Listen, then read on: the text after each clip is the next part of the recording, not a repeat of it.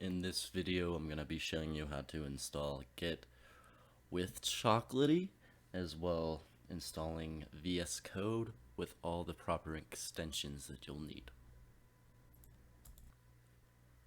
Alright, we just need to download Git. You can Google download Git or just go to git-scm.com/downloads. Go ahead and just click the download button.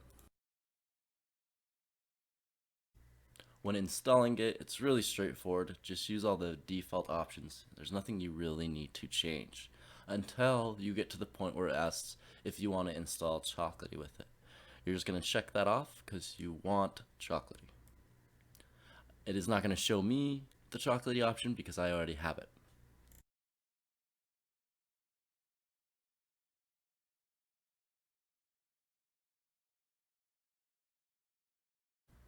Great, once that's finished, let's go ahead and get VS Code. So to get VS Code, just go to code.visualstudio.com, or you can just Google VS Code.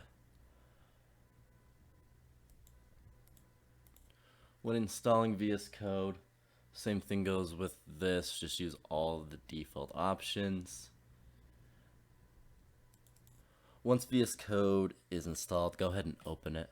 And then on the left hand side, there's some icons on that bar. Go ahead and click the one with the 4 boxes. Okay, so the extensions you're going to need first is ESLint. The next one will be GitLens. And then the next one will be Vetur, Vetur. And all that should be good for now to start off. Just search all those in the top bar. That's pretty much it for this video.